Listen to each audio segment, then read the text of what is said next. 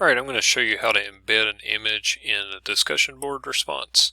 So to get started, click reply, and then it's going to give you some options. So maybe you say, I went outside and I saw cumulus clouds. And then I want you to embed an image so people don't have to download it to see it. So you're going to click embed image, and then click canvas, and then click course files or my files. I don't think it matters, but go with course files, and then click upload file.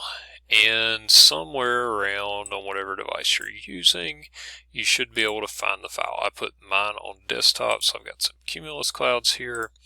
I clicked upload, it says success, then you just click update, and there's my picture.